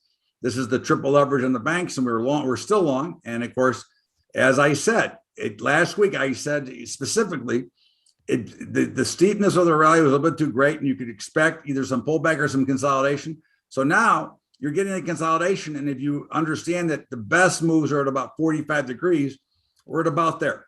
Okay, so now we're back in business, and this 140 should be support, and right now we're 140 to 150. But I am not a seller, so just remember that. If I disclose a position that we're carrying in our portfolios, it means I'm not taking the side we are not on. Okay, and there is no numbers on CGC. I said I don't give numbers on CGC. Okay. And on Chewy, it's 75 to 80. Okay. In the meantime, 140 to 150. Okay. Facebook, Foxtrot Bravo. Okay. Which we are long now. Okay. And it popped up and it came right back down to what I would suspect would be some support around 335, 336. And it looks like right now, 345 looks to be a little bit of resistance, but certainly you could see this take off and start moving again. It did make a nice little bottom and it's starting to move up. This company makes so much money. They make nothing but money because the schmucks who sign it, I have a Facebook account, but I never go there. Okay? I've never had a Facebook account. I'm proud to say. I wish I didn't either. But you are the customer. You are the product, Right. not the customer. You're the product. Right, you're the product. That's why I never did it. Yeah. Okay. Anyways, 335 to 345 for now. First Solar. Okay. And we have a position here, which we are long. And of course, the earnings, I did not do us any favors, but in the meantime, came down right to support at 112 and bounced right back to the resistance at about 120. And I think you're in that range right now. But also, again, remember, as I talk about often, the trajectory, the speed at which it rises cannot continue when they get too whacked out, which is what you're seeing when you get too far. I'll go back to the moving average. When you get too far away from the moving averages, okay, you end up with somebody sent me a text about DraftKings. I'll have to look at that in a minute. In the meantime, you have to understand that typically if they go up too fast or down too fast, they're going to have some mean reversion under any circumstances. Okay, so who were the awards for? Village to Move will pay Airbnb Queen. She says, play runs. DraftKings, MGM's International, MGM Venture, Bailey's Corp, and FanDuel, a division of Flutter Entertainment. They've joined forces and bids in another group with Caesars. Okay, it's too long for me to read, but okay. Anyway, I will read it later. First Solar. AOC is going to put a solar panel on her Maserati. Yeah. Listen, it's amazing that what money does. And of course, as I said all along, those guys all got raises while we weren't working. So it's a wonderful group of people that could give a shit about you. Excuse me. Okay. None of them care about, I can't say none, but the masses don't care about the public. They care about how much money they can steal. Okay. And to get reelected. And I don't care if he's a Republican or a Democrat, they're all the same. Yep. And Boehner and Harry Reid used to sit together in the back room and talk about how they were going to screw the people today with the debt ceiling debate. So look, I don't know. It's disgusting in my opinion. Meantime, GDX, we only have this it's kind of a way to play gold if you want. Looks pretty good. I mean, it's making a nice little move. It popped, it held 31 and now bouncing. Again, it's a turbocharged ETF with miners. They give you leverage because when you're looking for gold and you're producing gold, when gold goes up, you're going to make a lot more money. When it goes down, you're going to make less. So it's going to outperform on the upside, underperform on the downside. So it's a leveraged product. Yeah. So look, to me, 32 support right now, 33.50 looks like there'll be some resistance. We don't put it, it's not, none of our portfolios, it really doesn't move enough, but I thought some would like to see it, so we put it on to carry it. Okay. Goldman Sachs, Gulf Sierra. Look, this is just like, it looks very similar to FAS because it's a bank and it's the most successful bank. And certainly, we're still along this, and right here, about 408, 407 is support, or 400. Look, we don't have a scalpel here. We got a butcher knife. We have to be in the neighborhood.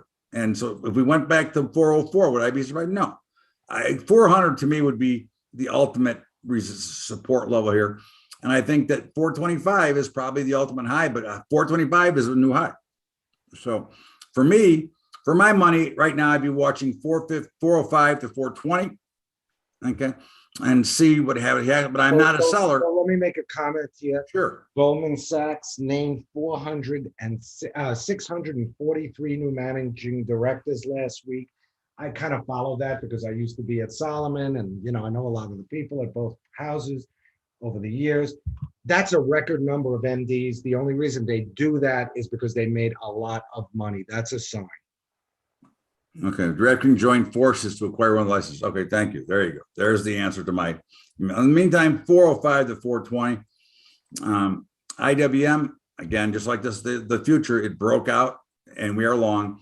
Look, at the end of the day, I would tell you that a pullback to 240 would be no surprise.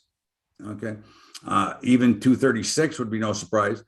B, we're long, but C, it is a little bit, again, the steepness of rallies eventually will resolve itself. It doesn't have to resolve today, but eventually it will resolve out. Okay.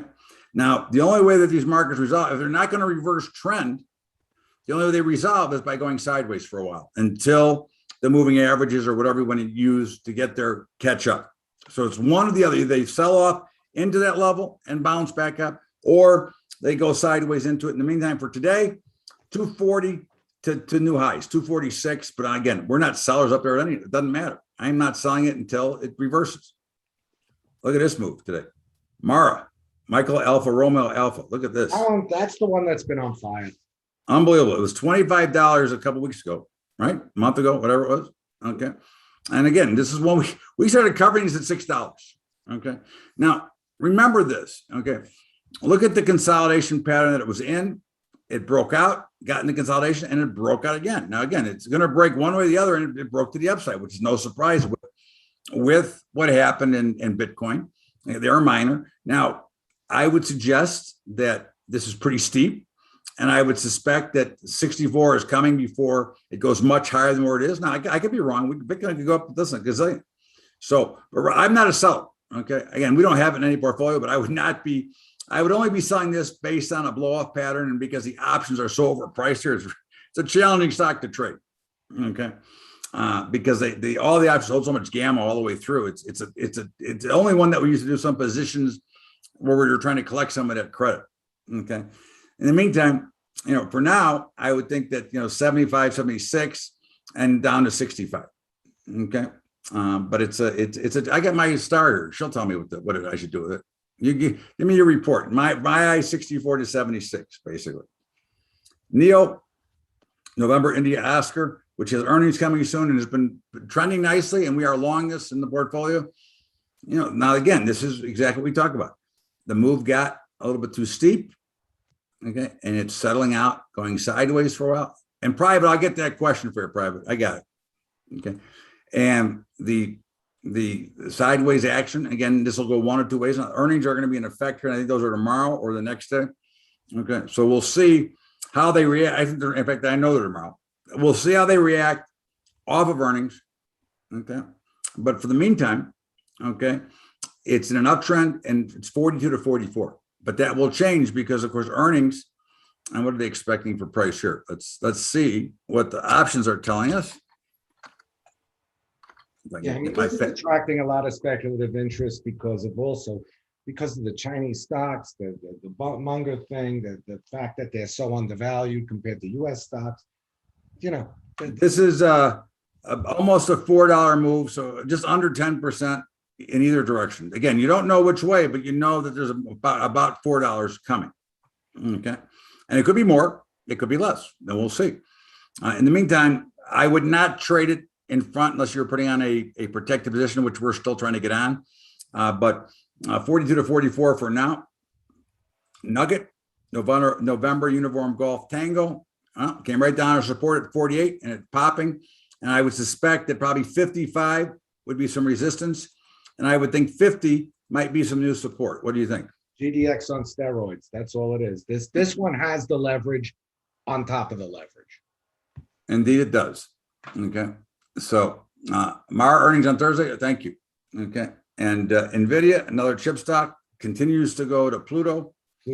But notice each and every time it is done this type of move, it then ends up going sideways for a while before resuming. Okay. I actually bought this.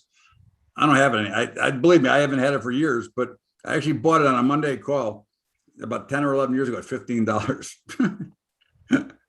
Oh, boy. Anyways, in Nvidia, we are long, and I'd say 290, and these are new highs, 310. But I'm again not a seller. Okay, Penn, Papa Echo, November. Okay, and we're short. We've been short this for quite a while. I'm obviously short through earnings, which was an unbelievably ugly drop.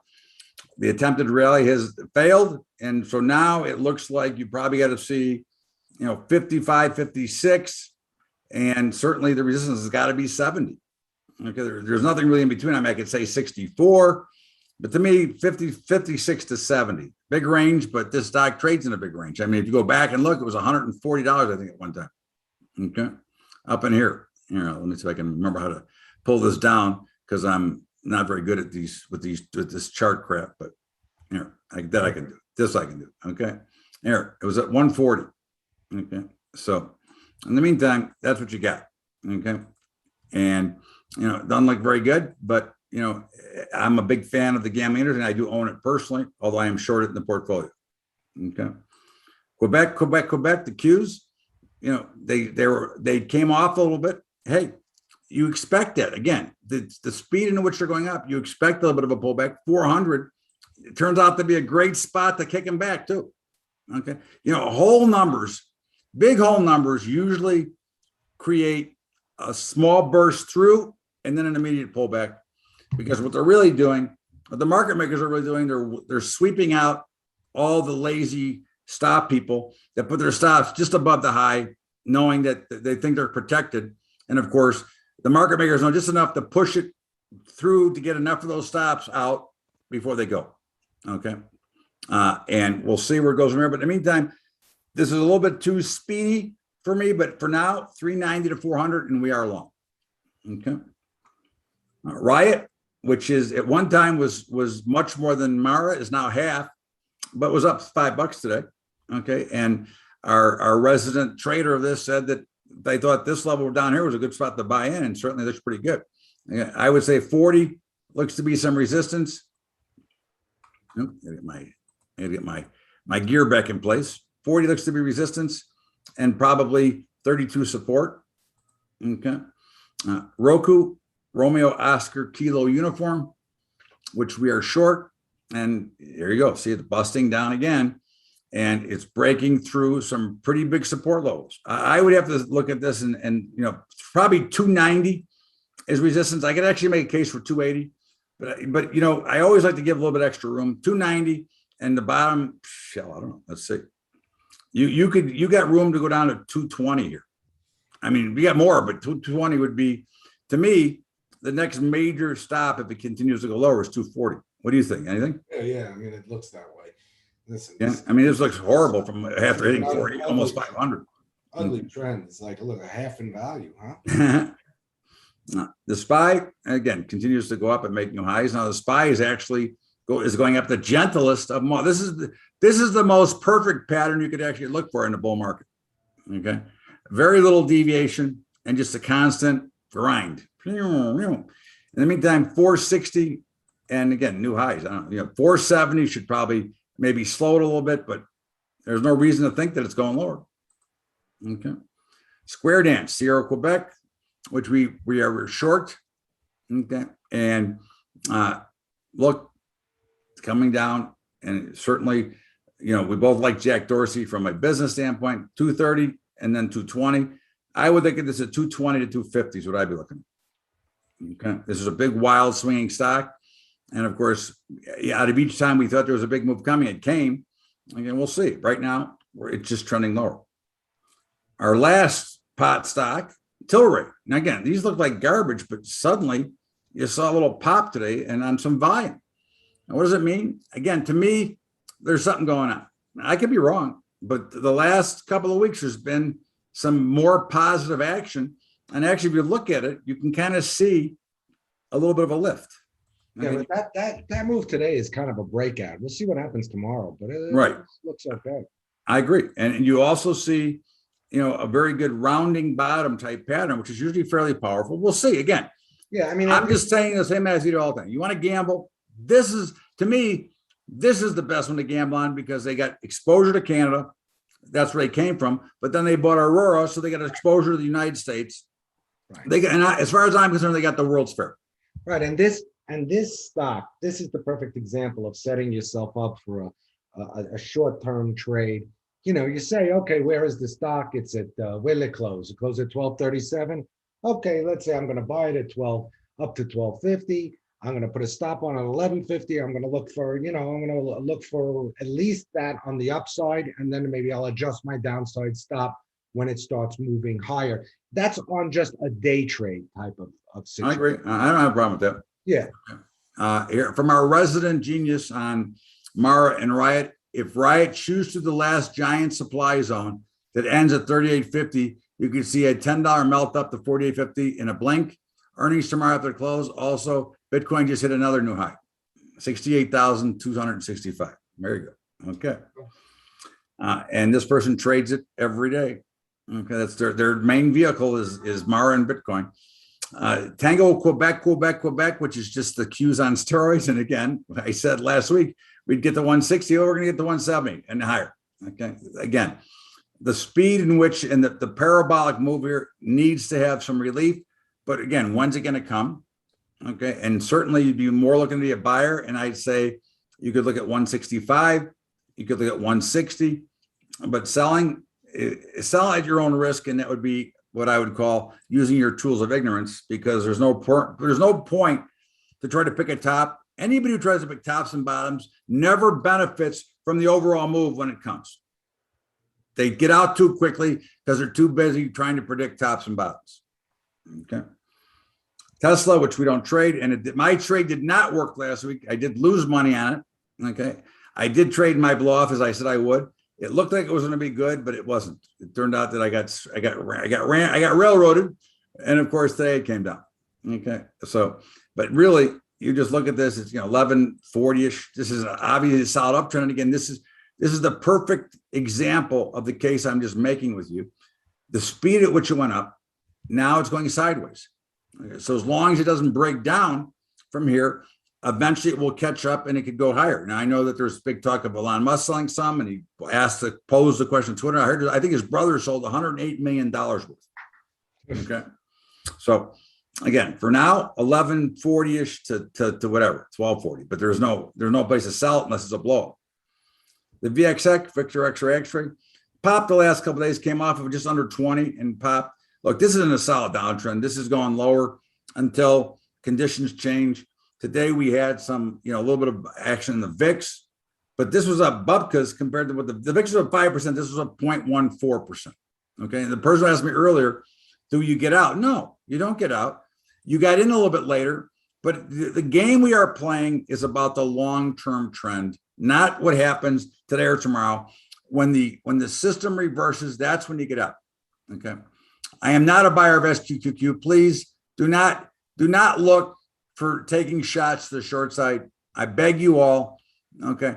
Let the market play off. You will find yourself a lot happier if you quit trying to pick tops and bottoms. I got a buddy of mine that lost over $200,000 trying to trade that SQQ. And I kept saying, don't get involved. There's no point to it. And of course he didn't listen. He got involved. And of course he got creamed. So look, this will change when it changes. Okay. I'm getting closer to one taking a shot to the long side, but not yet.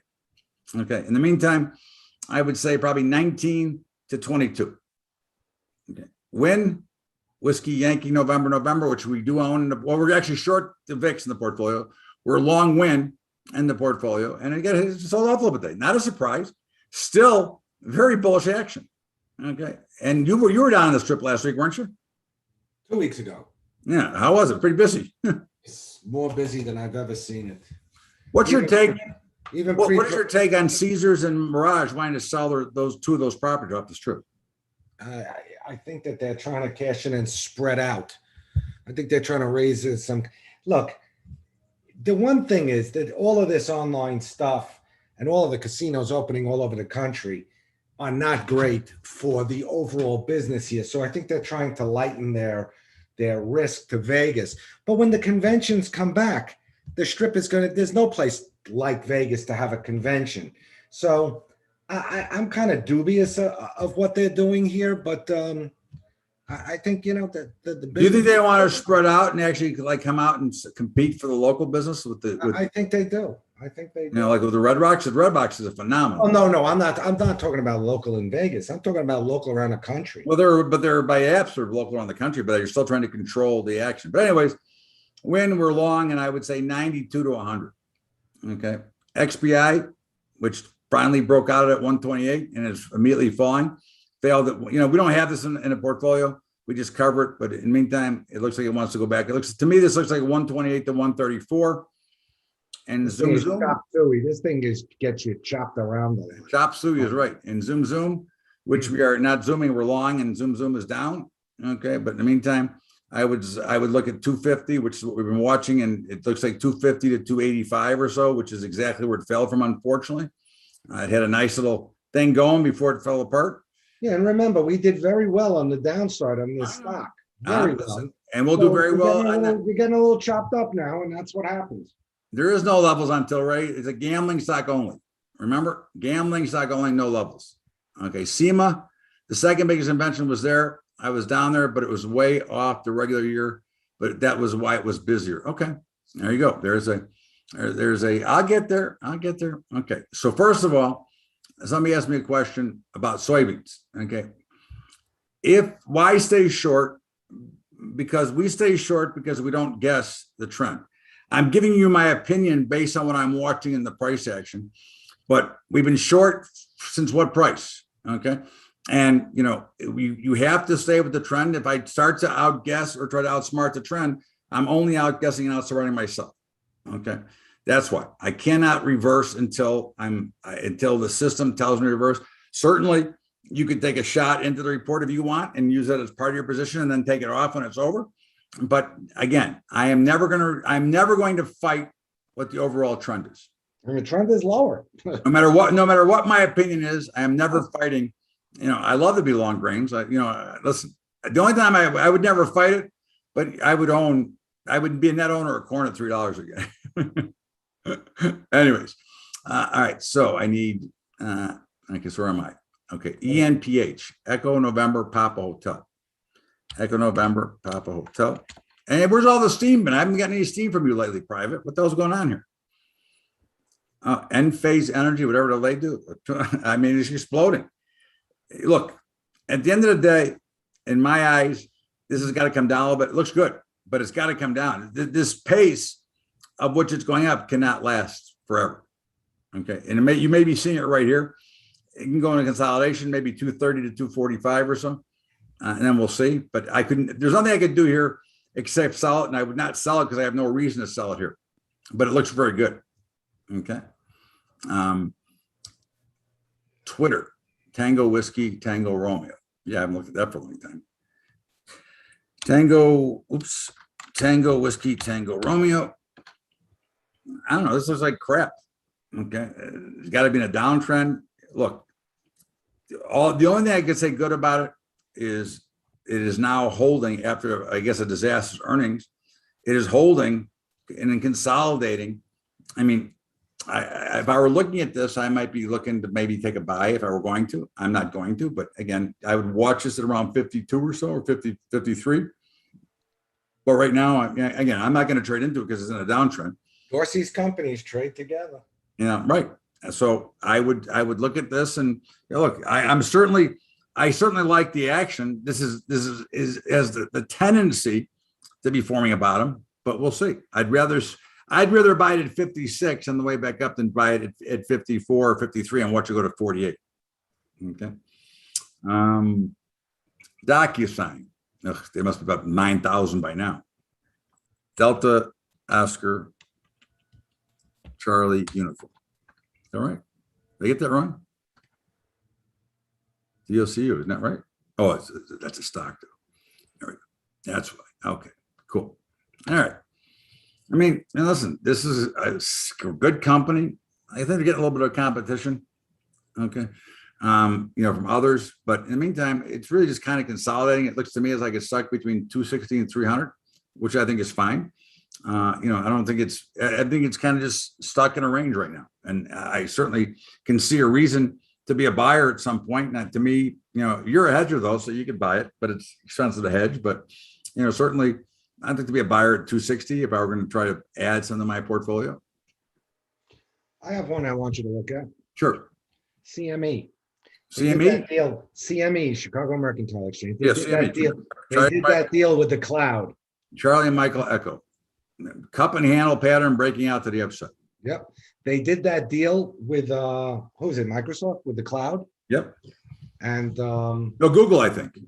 Oh, with Google. Yeah. But it's cloud-based, makes sense, total sense for them.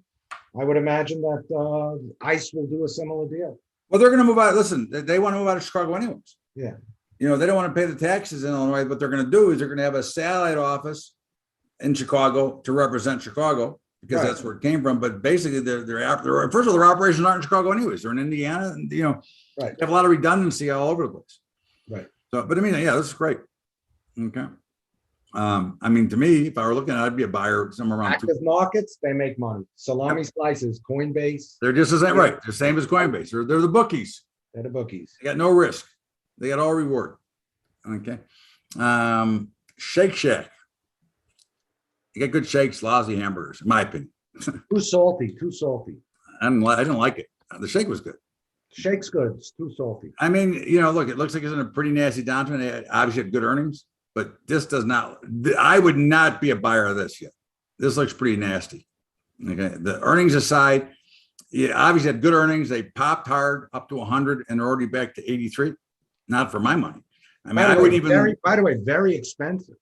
No kidding. They opened up in Chicago. Okay. They got one in downtown Summerlin. I wouldn't. Listen, I never go there again. Anyway. I went there once. That was it. I'd really go to Sonic. I don't like it. It's too salty. I really go to Sonic for the Mocha Blast, the best dessert I ever had. Okay. Anyways, I was there Saturday night. Planet Pelletier. Okay. Listen, they don't do much, but I think they got a big future. Planeteer. I forget what they do, but I know they're in the cloud business or whatever the business they're in. I mean, it looks pretty good. I mean, it continues to, basically, it continues to find support, then it rallies, it comes back and finds a higher support. I mean, if you look at this from back in here, look at it. Okay, pretty solid. Okay, for me, for my money, I would love to be a buyer at 25. Okay, that's what I'd be looking for. And STNE, Sierra Tango November Echo. This looks like a dog, man. Whatever this is, it ain't getting my money. Okay. I got one more for you. I guess all right. This looks brutal. Okay. I don't know what they are, unless this is the brokerage stone, FC stone, but whatever they are, I mean, you're buying this, you're gambling that there's something going on that I don't know about. But it looks to be stuck between 30 and 40 and a pretty significant downtrend, and looks ugly to me. Okay. I guess to wrap it up, I want to look at the infrastructure ETF, which is PAVE, P-A-V-E. PAVE. Okay. PAVE. It's the Papa Alpha Victor Echo. Yep, that's the infrastructure ETF. Yep. Look at that. Whee. Yep.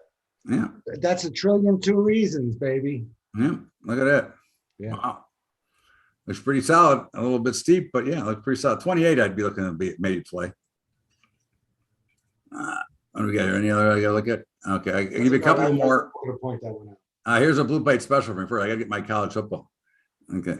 9 to 12 weeks, college football, play basketball. Okay, I got it. I'm gonna read that later. Anyways. One last question for you. Yeah. Since you're a Chicago boy, you like Roethlisberger tonight? I do. Okay. I hate the Bears. I hate the Bears. Anyway, they stink. I mean, they'll probably cover. I'm not betting the game, as I said on my update. The Bears suck. I don't know how they could beat anybody. They're horrible. All right, last two, and then I'm going to say goodbye. Maybe the last three. Fubo, that must be the Fubo TV, Foxtrot Uniform, Bravo Oscar. I don't know, looks pretty good. I don't know. This is a very crowded space, but I guess a lot of people, it looks to me that the live networks are going bye-bye. It looks like they're going to all be streaming. I don't know. Okay, but that seems to be the direction. What do you think about that? Yeah, I mean, I grew up with 3 channels. I grew up with 3 channels. And I got to tell you, and now there's 1,000 channels and nothing to watch as far as I'm concerned. We sports gambling TV soon. It's already on. I watch it every day. Yeah. Decent Sports Information Network. Yeah. I watch it every day, all day long. It's on right now without the sound on. Yeah. Okay. And let's see. Last one will IBM. Be. I'll look at IBM. I got 2 more because I got to look at IBM for my pal. Okay, IBM. If I can get my mouse to come back where it's supposed to be. India Bravo Michael. Look, it looks pretty bad. I mean, certainly look, Big Blue is still a good company. They're actually one of the originators of blockchain. They have never performed. I mean, they're the quintessential technology company that has been totally left in the dust. You know what they remind me of? They remind me of Microsoft before Microsoft made that. Yeah, that's true. That's true. Okay. Again, I thought a couple years ago I did an interview and they said 20 years from now, what stock would you want to make sure you own? And I said IBM, believe it or not. Okay. I mean, it looks like garbage. Would you say that again today? What's that? Would you say that again today? I like IBM. Listen, they got a lot of good stuff. I don't understand. I don't understand why, but this is the The same. market doesn't like this stock. I look at this as a Microsoft type of stock that struggled for years and years and years, and then Then suddenly takes off. and we'll see. Again, maybe they're just done. Maybe they're just far outclassed by the industry. I don't know. Okay, and the last one, TTD, Tango Tango Delta, Tango Tango Delta. I look at this all the time for you. I think. Wow, nice pop.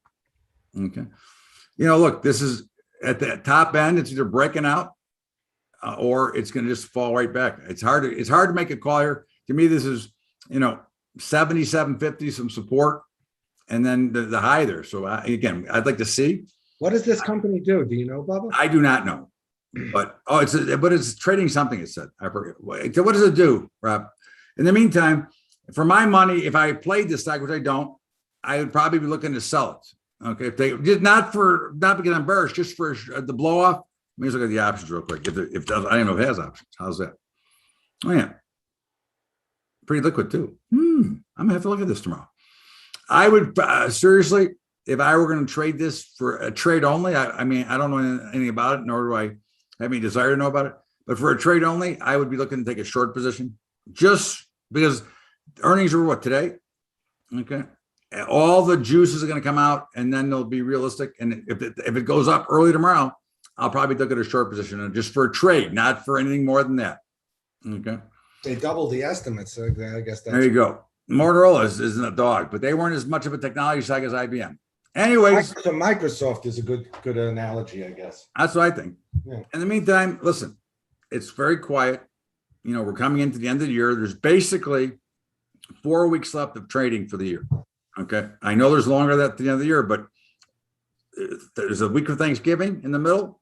And then after the December expiration, nobody really trades. Okay. The real traders don't trade pretty much. So we'll see. In the meantime, the markets are going up, and for whatever reason it is, doesn't matter. They're going higher. I do want to look at this. This is from another source, but we do have a position in this from the Saturday call, AMC. What did it do on earnings, by the way?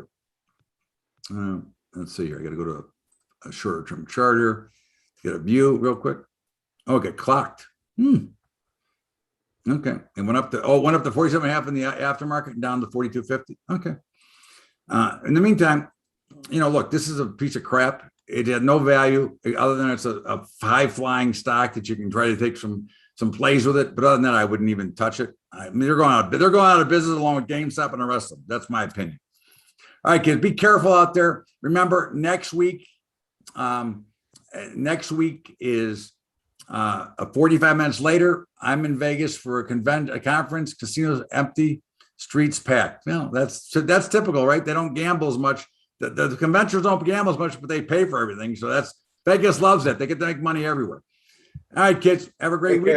See you, Andy. Thank you. We'll see you next week.